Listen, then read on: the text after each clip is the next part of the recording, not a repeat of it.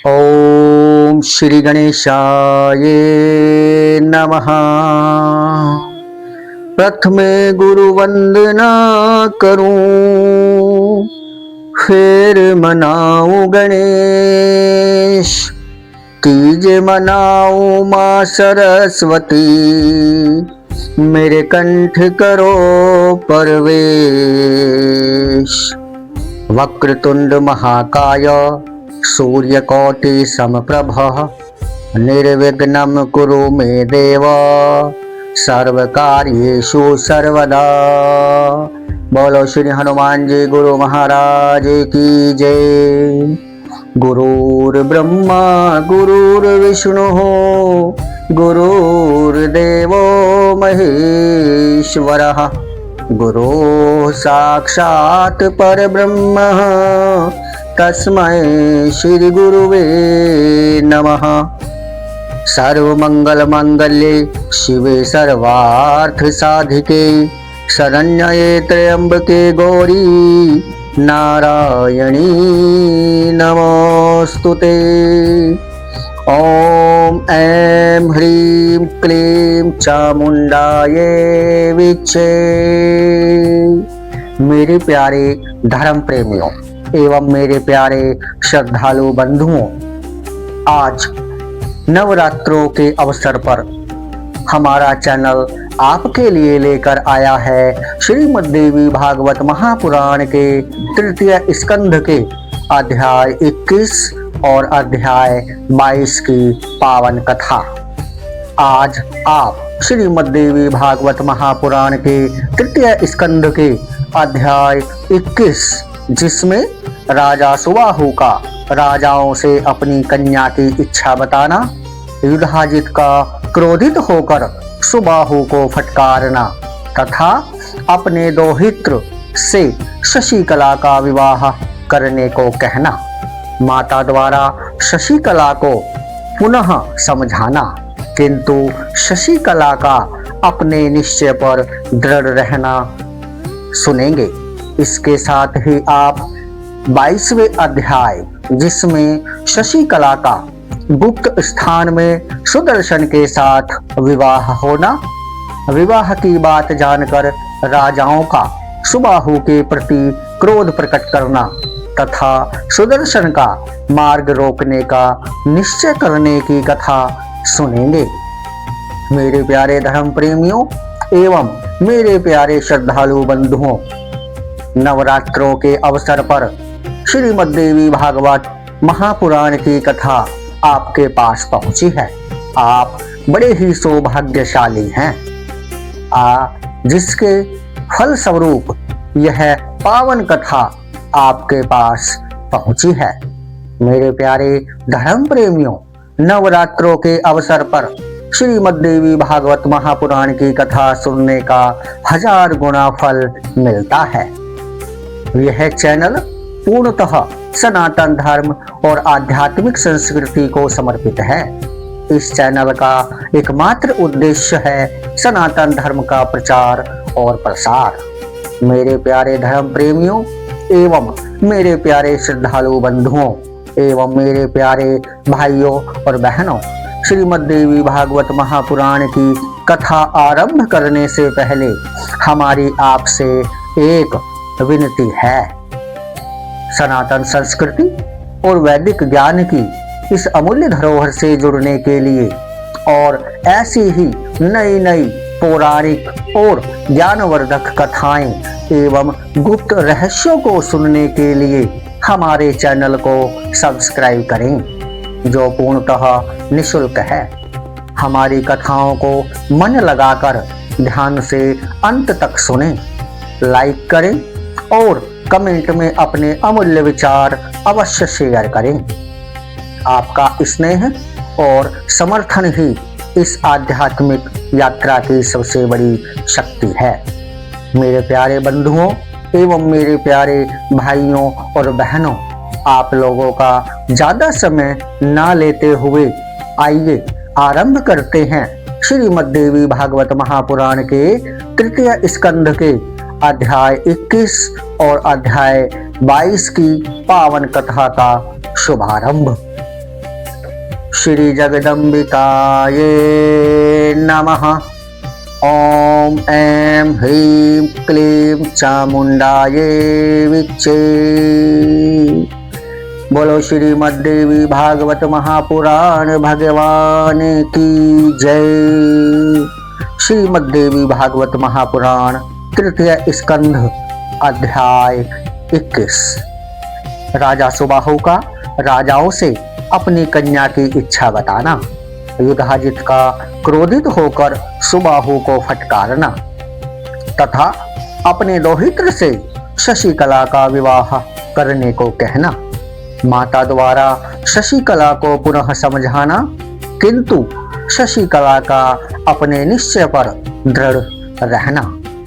मेरे प्यारे बंधुओं, श्रीमद्देवी भागवत महापुराण की इससे पहले की कथाएं आप हमारे चैनल पर सुन सकते हैं। श्री व्यास जी बोले, हे राजन, महाराज सुबाहु पुत्री के द्वारा कही गई युक्ति संगत बातें सुनकर इस चिंता में पड़ गए कि अब आगे क्या किया जाए। अपने अपने सैनिकों तथा सेवकों के साथ यहाँ आए हुए और युद्ध की इच्छा वाले अनेक महाबली नरेश मंचों पर बैठे हैं। इस समय यदि मैं उन सभी से यह कह दूं कि कन्या नहीं आ रही है, तो दुष्ट बुद्धि वाले वे राजा क्रोधित होकर मुझे ही मार डालेंगे। मेरे पास न तो वैसा सैन्य बल है और न तो सुरक्षार्थ अद्भुत किला ही है जिससे मैं इस समय उन सभी को पराजित कर सकूं। यह बालक सुदर्शन भी निसहाय है, निर्धन है तथा अकेला है। मैं तो हर तरह से दुख सागर में डूब चुका हूं। अब मुझे इस समय क्या करना चाहिए? इस प्रकार चिंताकुल राजा सुबाहु राजाओं के पास गए और उन सबको प्रणाम करके अत्यंत विनीत भाव से उन्होंने कहा, हे महाराजाओं, अब मैं क्या करूं? मेरे तथा अपनी माता के द्वारा बहुत प्रेरित किए जाने पर भी मेरी पुत्री मंडप में नहीं आ रही है। मैं आप लोगों का दास हूं और सभी राजाओं के चरणों पर अपना सिर रखकर निवेदन करता हूं कि आप लोग पूजा सत्कार ग्रहण करके इस समय अपने अपने घर लौट जाएं। मैं आप लोगों को बहुत से रत्न, वस्त्र, हाथी तथा रथ देता हूं। इन्हें स्वीकार करके कृपा करके आप लोग अपने अपने भवन चले जाएं। मेरी पुत्री मेरे वश में नहीं है। यदि वह बेचारी खिन्न होकर मर गई तो मुझे महान दुख होगा। इसी से मैं अत्यंत चिंतित हूं। आप लोग बड़े दयालु, भाग्यवान तथा महान तेजस्वी हैं, तो फिर मेरी इस मंद बुद्धि वाली अविनीत कन्या से आप लोगों को क्या लाभ होगा? मैं आप लोगों का हर तरह से सेवक हूं, अतएव आप लोग मुझ पर कृपा करें। आप सभी लोग मेरी इस पुत्री को अपनी ही पुत्री समझें। व्यास जी बोले, हे राजन, सुबाहु का वचन सुनकर अन्य राजागण तो नहीं बोले, किंतु क्रोध से आंखें लाल करके युधाजित ने उनसे रोष पूर्वक कहा, हे राजन, आप तो बड़े मूर्ख हैं। ऐसा निंदनीय कृत्य करने के बाद भी आप कैसे इस प्रकार की बात बोल रहे हैं? यदि संशय की स्थिति थी तो आपने अज्ञानतावश स्वयंवर का आयोजन ही क्यों किया? आपके बुलाने पर ही सभी राजा स्वयंवर में पधारे हुए हैं, तो फिर वे सुयोग्य राजागण यों ही अपने अपने घर कैसे चले जाएं? क्या आप सभी राजाओं का अपमान करके सुदर्शन को अपनी कन्या देना चाहते हैं? इससे बढ़कर नीचता की ओर क्या बात होगी? अपना कल्याण चाहने वाले मनुष्य को पहले ही सोच समझकर कोई कार्य प्रारंभ करना चाहिए, किंतु हे राजन, आपने तो बिना सोचे समझे ही यह आयोजन कर डाला। सेना तथा वाहनों से संपन्न इन राजाओं को छोड़कर इस समय आप सुदर्शन को अपना जमाता क्यों बनाना चाहते हैं? उसने क्रोधपूर्वक आगे कहा, मैं तुझ पापी को अभी मार डालूंगा और बाद में सुदर्शन का भी वध कर दूंगा। तत्पश्चात तुम्हारी कन्या का विवाह अपने नाती शत्रुजित से कर दूंगा, इसमें कोई संदेह नहीं है। ऐसा दूसरा कौन व्यक्ति है जो मेरे रहते कन्या के हरण की इच्छा तक कर ले? और सुदर्शन तो अत्यंत निर्धन, बलहीन तथा बच्चा है। यह सुदर्शन पूर्व में जब भारद्वाज मुनि के आश्रम में था तभी मैं उसे मार डालता, किंतु आज किसी भी तरह इस बालक के प्राण नहीं छोड़ूंगा। अब तुम अपनी स्त्री और पुत्री के साथ भली भांति विचार विमर्श करके सुंदर भौहों वाली अपनी कन्या मेरे दोहित्र शत्रुजित को प्रदान कर दो। इस प्रकार अपनी इस सुंदर पुत्री को देकर तुम मेरे संबंधी हो जाओ, क्योंकि अपना कल्याण चाहने वाले पुरुष को सर्वदा बड़ों से ही संबंध स्थापित करना चाहिए। तुम अकेले और राज्यहीन सुदर्शन को अपनी प्राण प्रिय सुंदर कन्या देकर क्या सुख चाहते हो? वर के कुल, धन, बल, रूप, राज्य, दुर्ग और सगे संबंधियों को देखने के बाद ही उसे अपनी कन्या देनी चाहिए, अन्यथा सुख नहीं मिलता है। तुम धर्म तथा शाश्वत राजनीति पर सम्यक विचार कर लो, तत्पश्चात यथोचित कार्य करो। इसके विपरीत कोई दूसरा विचार मत करो। तुम मेरे परम मित्र हो, इसलिए तुम्हारे हित की बात बता देता हूँ। अब तुम अपनी कन्या को उसकी सखियों सहित स्वयंवर मंडप में ले आओ। यदि वह सुदर्शन को छोड़कर किसी दूसरे का वर्ण कर लेगी तो इसमें मुझे विरोध नहीं होगा। आप अपनी इच्छा के अनुसार उसके साथ विवाह कर दीजिएगा। हे राजेंद्र, अन्य सभी नरेश कुलीन, शक्तिशाली एवं हर तरह से समान हैं। अतः यदि इनमें से किसी को भी वह कन्या चुन लेती है तो विरोध ही क्या है? अन्यथा मैं बलपूर्वक आज ही इस सुंदर कन्या का हरण कर लूंगा। हे नरपश्रेष्ठ, जाओ इस कार्य को सुसंपन्न करो और इस असाध्य कलह में मत पड़ो। व्यास जी बोले, उस समय युधाजित का यह आदेश पाकर सुबाहु शोकाकुल हो उठे और दीर्घ श्वास लेते हुए महल में जाकर दुखित होकर अपनी पत्नी से कहने लगे, हे सुधर्मज्ञ, हे सुनयने, अब पुत्री से कहो। स्वयंवर सभा में इस समय घोर कलह उपस्थित हो जाने पर मुझे क्या करना चाहिए? मैं स्वयं कुछ नहीं कर सकता, क्योंकि मैं तो तुम्हारे वश में हूं।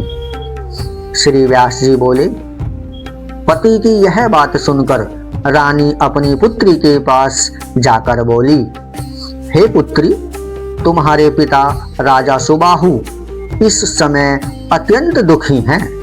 तुम्हारे लिए आए हुए नरेशों में भयंकर कलह उत्पन्न हो गया है। इसलिए हे सुश्रोणी, तुम सुदर्शन को छोड़कर अन्य किसी राजकुमार का वरण कर लो।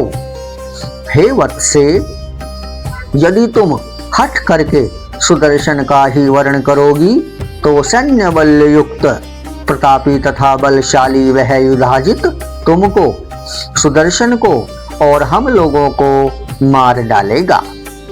तत्पश्चात कलह हो जाने पर कोई दूसरा ही तुम्हारा पति होगा। अतः हे मृगलोचने, यदि तुम मेरा और अपना हित चाहती हो तो सुदर्शन को छोड़कर किसी अन्य श्रेष्ठ राजा का वरण कर लो। इस प्रकार माता के समझाने के बाद पिता ने भी उसे समझाया। उन दोनों की बातें सुनकर कन्या शशिकला निर्भय होकर कहने लगी। शशिकला बोली, हे नरश्रेष्ठ, आप ठीक कह रहे हैं, किंतु आप मेरे प्रण को तो जानते ही हैं।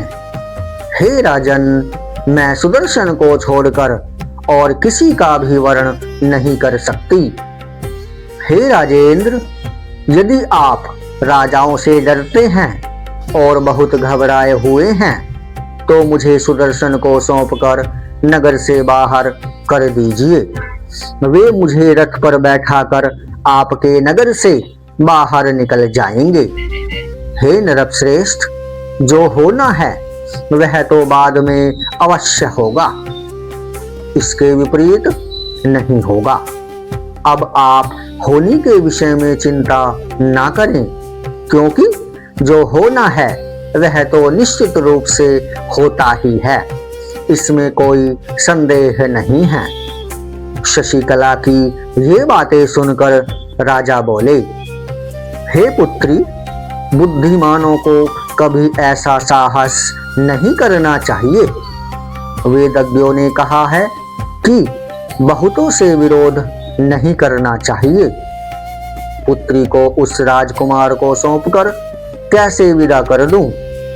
मुझसे वैर साधे हुए ये राजागण न जाने कौन सा अनिष्ट कर डालेंगे। इसलिए हे पुत्री, यदि तुम पसंद करो तो मैं कोई शर्त रख दूं, जैसा कि पूर्व काल में राजा जनक ने माता सीता स्वयंवर में किया था।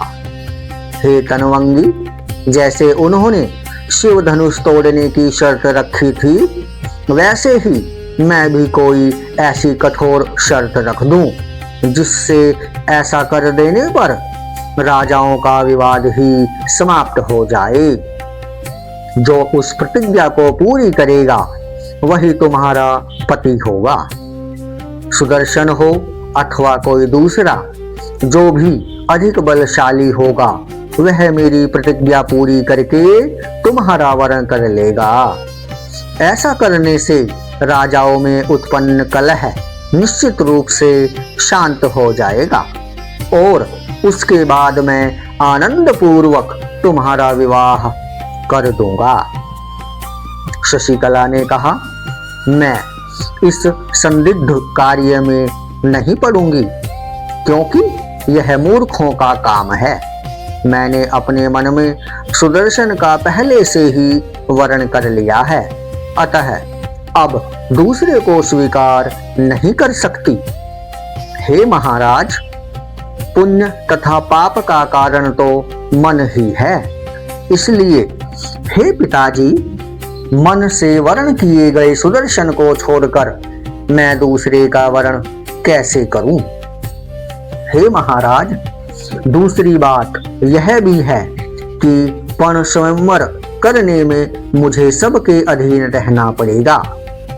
हे तात, यदि इनमें से एक, दो या अनेक ने आपका परण पूरा कर दिया, तब उस समय विवाद की स्थिति उत्पन्न हो जाने पर आप क्या करेंगे?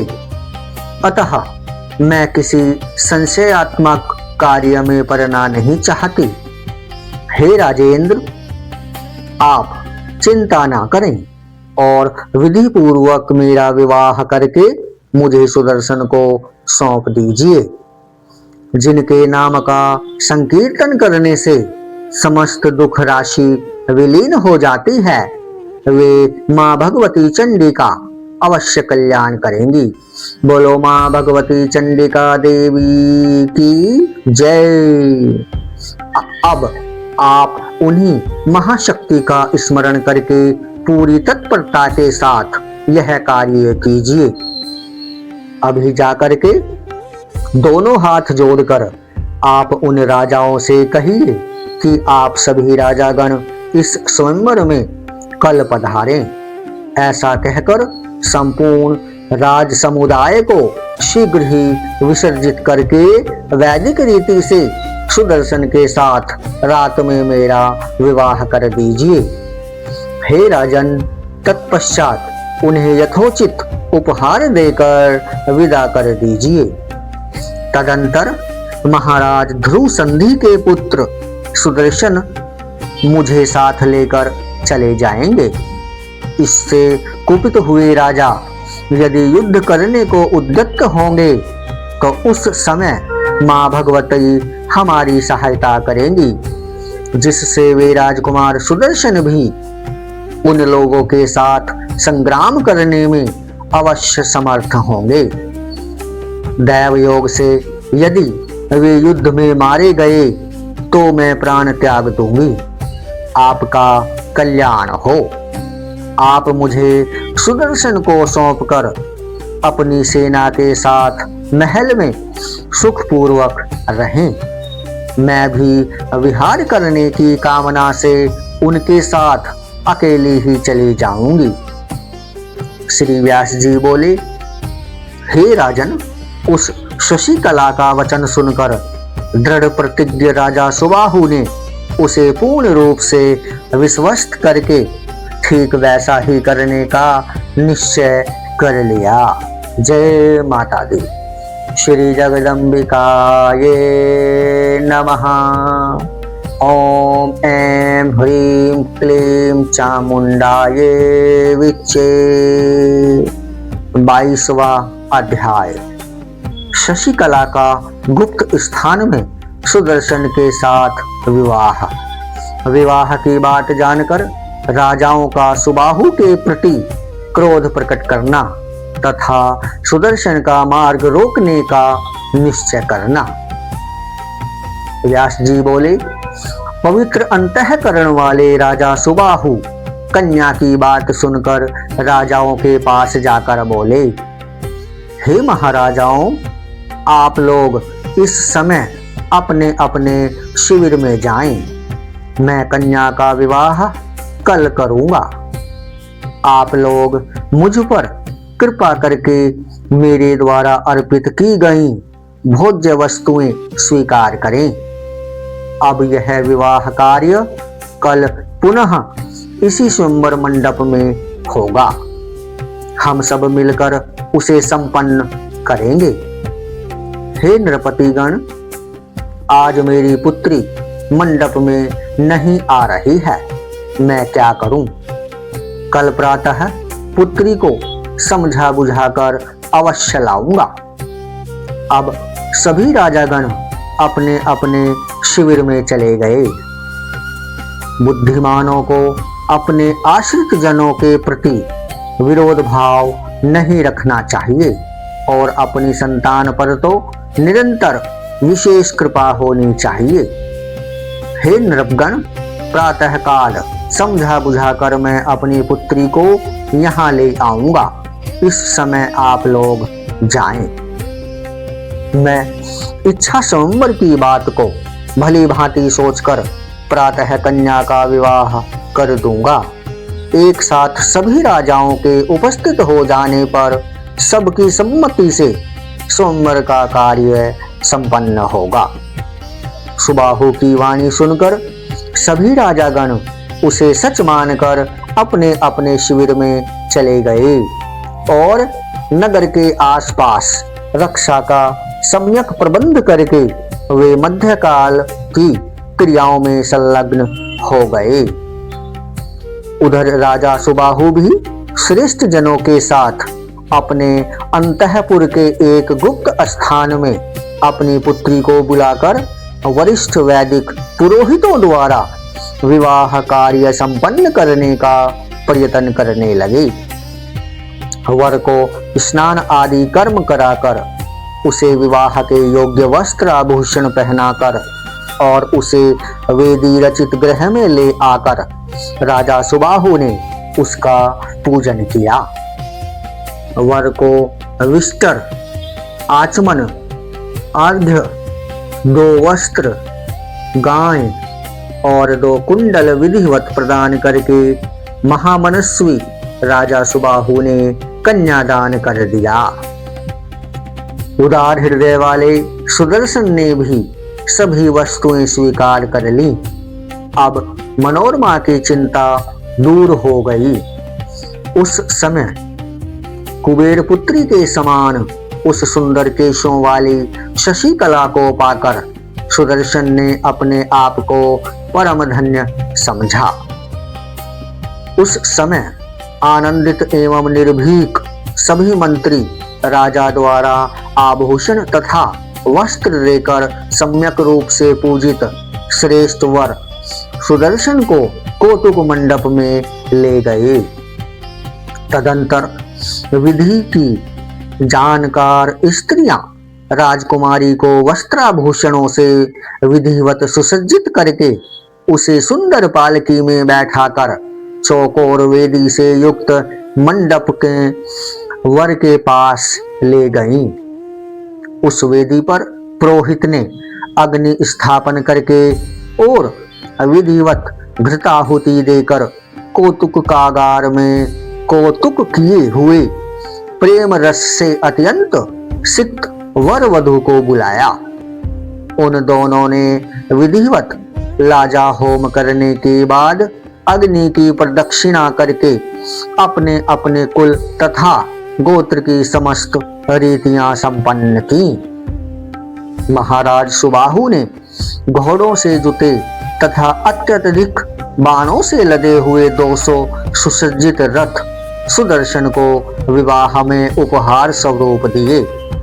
उन्होंने मदमत्त स्वर्ण के भूषणों से विभूषित तथा पर्वत के शिखर के समान शरीर वाले 125 हाथी राजकुमार सुदर्शन को प्रेम पूर्वक प्रदान किए।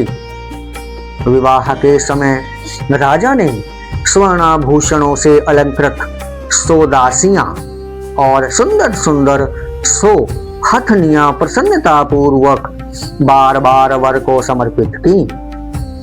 उन्होंने सब प्रकार के आयुधों और आभूषणों से सुसज्जित 1000 सेवक, बहुत से रत्न, रंग बिरंगे दिव्य सूती तथा ऊनी वस्त्र यथोचित रूप से दिए।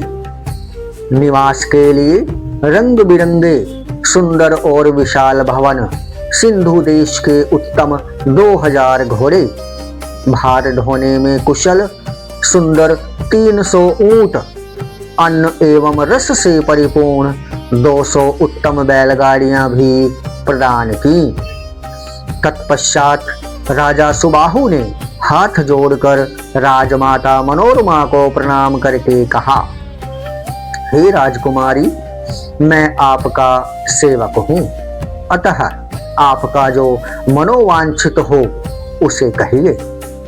तब उस मनोरमा ने भी सुबाहु से मधुर वाणी में कहा, हे राजन, आपका कल्याण हो, आपके वंश की वृद्धि हो।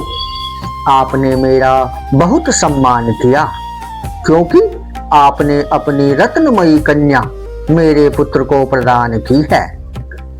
हे राजन, मैं यश गाने में कुशल बंदीजन और मागधों की पुत्री हूँ। हे राजन, मैं यश गाने में कुशल बंदीजन और मागधों की पुत्री नहीं हूँ जो भली भांति आपकी प्रशंसा कर सकूं। आप तो अपने ही हैं, अतः आप श्रेष्ठ स्वजन की मैं क्या स्तुति करूं। आप एक उत्तम नरेश हैं और मेरे संबंधी हो गए हैं। आपने मेरे पुत्र को सुमेरु के समान बना दिया है। अहो, महान आश्चर्य है। आप जैसे राजा के पवित्र चरित्र का वर्णन कहाँ तक करूं, जो कि आपने इन सभी राजाओं को छोड़कर राज्य से च्युत वन में निवास करने वाले धनहीन, पिताविहीन, सेना रहित, फल के आहार पर ही रहने वाले तथा संपत्तिहीन मेरे पुत्र को अपनी प्रिय तथा कुलीन कन्या प्रदान कर दी। अपने समान धन, कुल और बल वाले को ही कोई अपनी पुत्री प्रदान करता है। हे राजन, आपको छोड़कर कोई भी राजा मेरे धनहीन पुत्र को अपनी रूप गुण संपन्ना पुत्री नहीं दे सकता। सभी महान तथा बलशाली राजाओं से शत्रुता लेकर आपने मेरे सुदर्शन को अपनी कन्या अर्पित की है। हे राजन, मैं आपके इस धैर्य का वर्णन क्या करूं। इस प्रकार मनोरमा के कृतज्ञतापूर्ण वचन सुनकर महाराज सुबाहु ने प्रसन्नतापूर्वक हाथ जोड़कर पुनः यह वचन कहा। मेरा यह अति प्रसिद्ध राज्य आप ले लीजिए और आज से मैं आपका सेनापति हो जा रहा हूँ। नहीं तो आप आधा राज्य ही ले लें और अपने पुत्र के साथ यहीं रहकर राजसी भोग भोगें, क्योंकि अब काशी में निवास छोड़कर किसी वन या ग्राम में आप लोग रहें, ऐसा मेरा विचार नहीं है। सभी उपस्थित भूपगण मुझ पर अत्यंत रुष्ट हैं। मैं जाकर पहले उन्हें शांत करूंगा, इसके बाद दान एवं भेद नीति का विधान करूंगा। इस पर भी यदि वे अनुकूल न होंगे तो उनसे युद्ध करूंगा। यद्यपि हार और जीत तो दैवाधीन हैं, तथापि जिस पक्ष में धर्म रहता है उसकी विजय होती है, अधर्म के पक्ष वाले की कभी नहीं। अतः अधर्म से युक्त उन राजाओं का अपना सोचा हुआ कैसे हो सकता है। उन सुबाहु से सम्मान पाकर पूर्ण रूप से आनंद मग्न मनोरमा उनकी सारगर्भित वाणी सुनकर अत्यंत प्रसन्न होकर उनसे हितकर वचन कहने लगी। हे राजन, आपका कल्याण हो। आप निर्भय होकर अपने पुत्रों के साथ राज्य कीजिए। मेरा पुत्र भी निश्चय ही अपना राज्य पाकर साकेतपुरी अयोध्या में शासन करेगा। हे राजन, अब आप हम लोगों को अपने घर जाने के लिए आज्ञा दीजिए। माँ भगवती दुर्गा आपका कल्याण करेंगी। हे राजन, मुझे अब कोई चिंता नहीं है, क्योंकि मैं पराम्बा भगवती का भली भांति चिंतन करती रहती हूँ। इस प्रकार उन दोनों में विविध वाक्यों द्वारा अमृत के समान मधुर वार्तालाप में रात बीत गई। प्रातःकाल होने पर सभी राजा विवाह हो जाने की बात जानकर कुपित हो उठे और नगर के बाहर निकलकर आपस में कहने लगे, हम आज ही उस कलंकी राजा सुबाहु तथा विवाह की योग्यता न रखने वाले उस कुमार सुदर्शन को मारकर राज्य लक्ष्मी सहित उस शशिकला को छीन लेंगे, अन्यथा लज्जित होकर हम लोग कैसे अपने घर जाएंगे। आप सब लोग बजाई जा रही तुरहियों तथा शंखों के निनाद, गीत ध्वनि तथा अनेक प्रकार की वेद ध्वनि सुन लें। मृदंगों के भी शब्द हो रहे हैं। हम लोग तो ऐसा मानते हैं कि राजा सुबाहु ने विवाह संपन्न कर दिया है। राजा ने हमें बातों से ठगकर वैवाहिक विधि से पाणी ग्रहण संस्कार अवश्य कर दिया है। हे राजाओं, अब हम लोगों को क्या करना चाहिए, इस विषय में आप लोग सोचें। और आपस में विचार करके एक निर्णय लें। इस प्रकार राजाओं में परस्पर बातचीत हो रही थी कि इतने में अप्रतिम प्रभाव वाले काशीपति महाराज सुबाहु कन्या का पानी ग्रहण संस्कार संपन्न करके प्रसिद्ध तेज वाले अपने मित्रों को साथ लेकर उन राजाओं को निमंत्रित करने के लिए शीघ्र उनके पास गए। काशीराज सुबाहु को आते देखकर उपस्थित नरेशों ने क्रोध के कारण कुछ नहीं कहा। वे मौन साध कर बैठे रहे। राजा सुबाहु उनके पास जाकर हाथ जोड़कर प्रणाम करके कहने लगे कि सभी राजागण भोजन करने के लिए मेरे घर आए। कन्या ने तो उस राजकुमार सुदर्शन का पति रूप में वर्ण कर लिया है। मैं इस विषय में अच्छा बुरा क्या कर सकता हूँ। अब आप लोग शांत हो जाएं, क्योंकि महान लोग दयालु होते हैं। राजा सुबाहु की बात सुनकर सभी राजा क्रोध से तमतमा उठे। उन्होंने कहा, राजन, हम लोग भोजन कर चुके हैं, अब आप अपने घर जाइए। आपको जो अच्छा लगा उसे आपने कर लिया। जो कार्य शेष हों उन सबको भी जाकर कर लीजिए। अब सभी राजागण अपने अपने घर चले जाएंगे।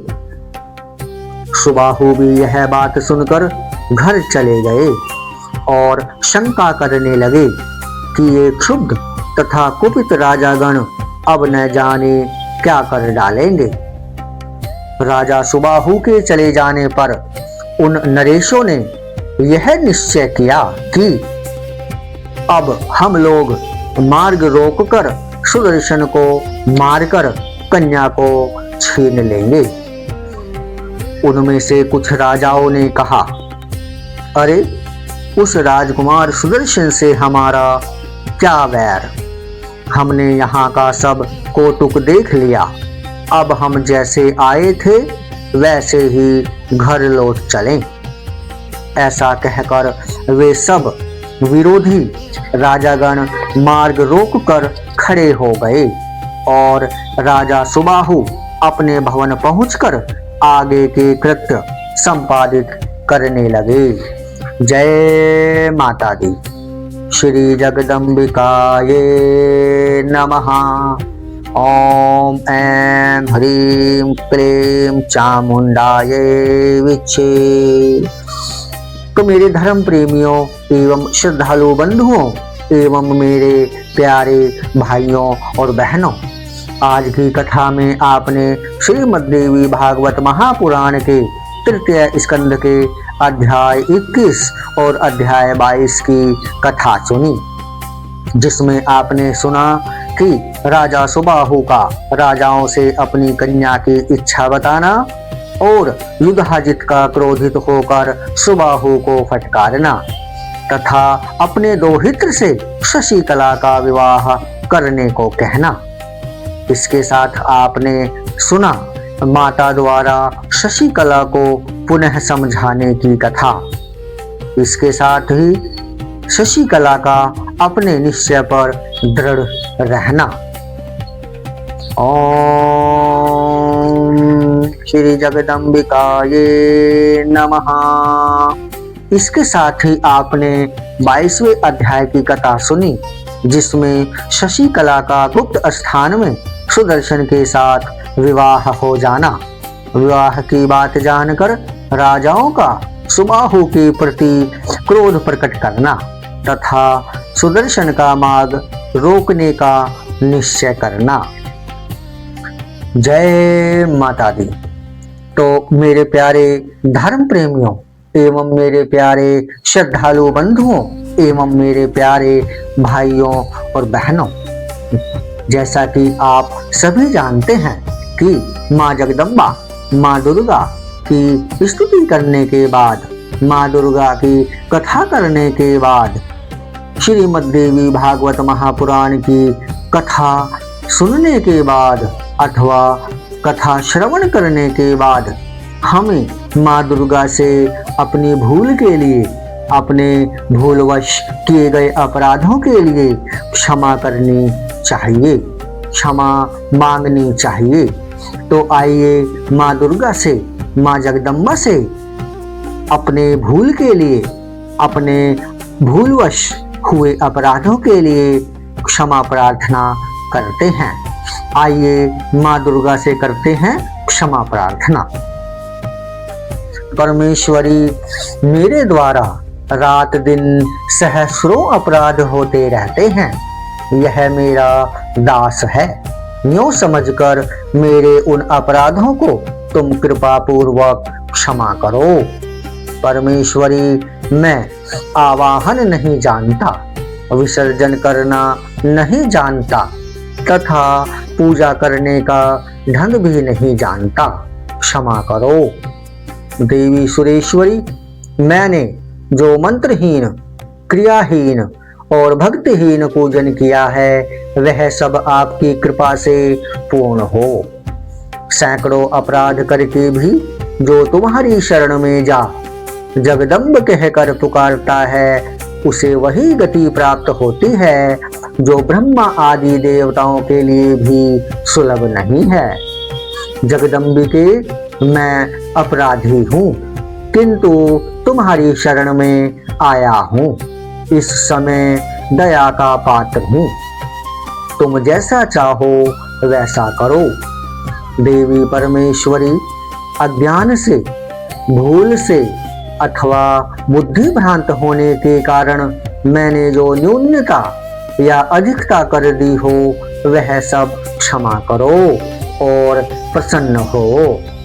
सच्चिदानंद स्वरूपा परमेश्वरी, जगन्माता कामेश्वरी, तुम प्रेम पूर्वक मेरी यह पूजा स्वीकार करो और मुझ पर प्रसन्न रहो।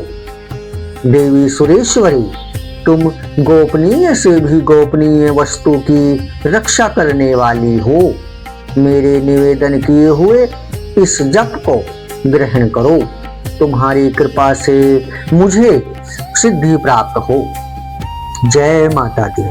मेरे प्यारे धर्म प्रेमियों, मेरे प्यारे श्रद्धालु बंधुओं, सभी कथा सुनने के बाद हमें माँ जगदम्बा से, माँ दुर्गा से क्षमा प्रार्थना अवश्य करनी चाहिए।